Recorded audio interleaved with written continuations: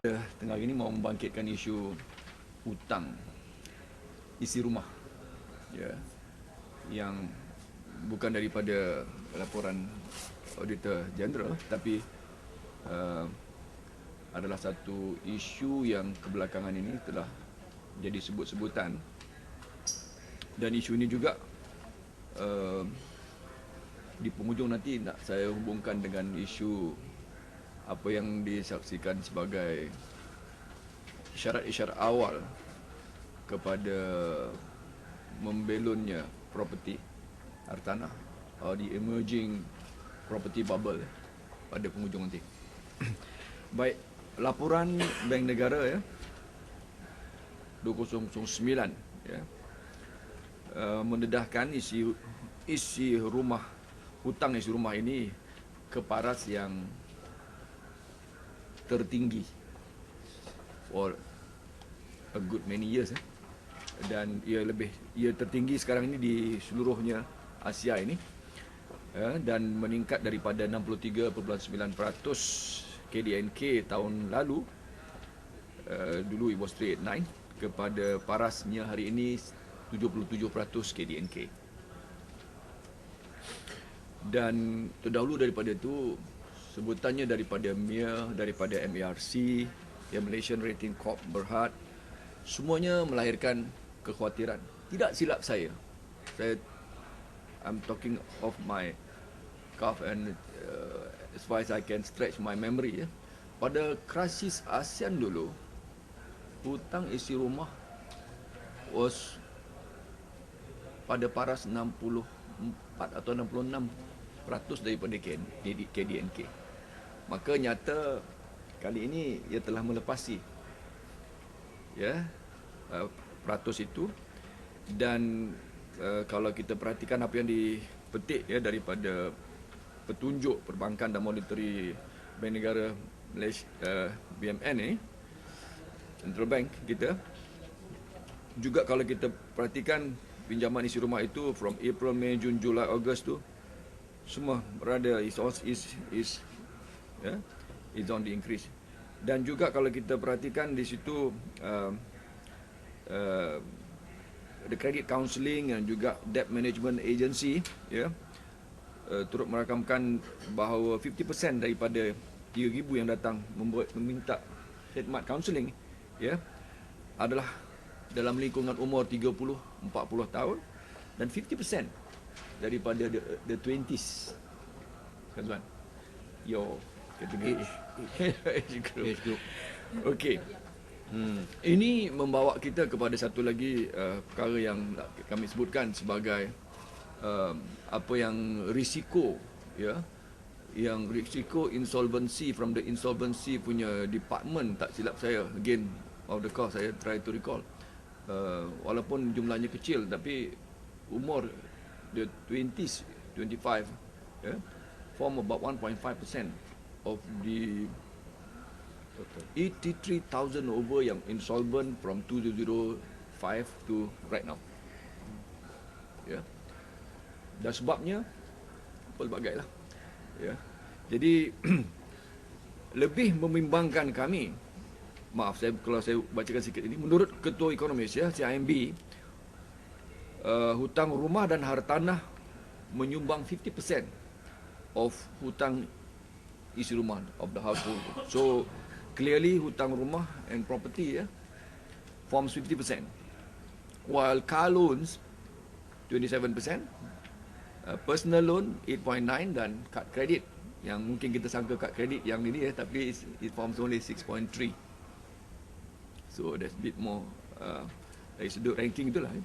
Tetapi yang kami lebih bimbang dalam bajet tu 2011 yang lalu, sebenarnya tidak ada langkah-langkah yang konkret, ya, yang telah dikemukakan bagi menangani hutang isi rumah ini. Bahkan menteri dan timbalan menteri, dan now we have come to know even the governor of the bank, Central Bank, Bank Negara Malaysia, menyebutkan bahawa mereka bersedia, they are prepared, ya, through institutional measures dan sebagainya, in the event that hutang itu kepada satu paras yang memang bahaya. So they are saying that they are prepared. But nothing as far as specific, in concrete dilakukan. Juga what they are concerned is actually inflationary pressure, of which they are using the monetary punya langkah dengan memastikan bahawa the OPR that has been increased for the last 3 times, tidak apanya, they will be using monetary measures, The interest rates lah.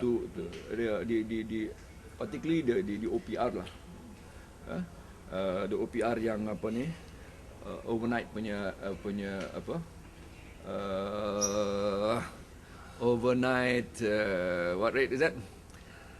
Float, overnight punya apa dia bahasa Melayunya, dia kadar apungan semalaman. Okay, yang essentially dia menggunakan itu. Dan kalau inflationary pressure increase, dia akan naikkan, dia akan naikkan, because we are working on a very low interest rate regime for quite a while lagi. Jadi itu yang menjadi perkara yang kami ingin bangkitkan, that there has been no measures. Dan akhir sekali, Before you go into the property bubble, boleh? belum. Okay. The issue about apa yang mereka gunakan as for now adalah untuk memastikan about nisbah di loan to value. Itu yang mereka guna. They're putting it at 75%, 25%. Ini yang sekarang ini as to the conventional practice, banking practice. Tapi saya perhatikan betul lah. Satu perkara yang nak saya sebutkan sebelum going to the property bubble tu, now with the recent budget yang memberikan pelepasan cukai kepada those yang who have got the first time buyer, genuine first time buyer, almost like 100% loan. Perkara ini kami mahukan ianya diperhatikan, because okay, at the end of the day, kerajaan punya policy is one thing, but whether the banking institution is going to allow for them to borrow or not, that's a bank punya decision tau. You should know that is itu hak, itu bank punya decision. Dia tidak bermakna kalau banking will just release. Jadi maksudnya pada waktu yang sama kita mahukan supaya ini bukan menjadi penyebab akhirnya isu sekarang ni sudah keparas 77%, KDNK.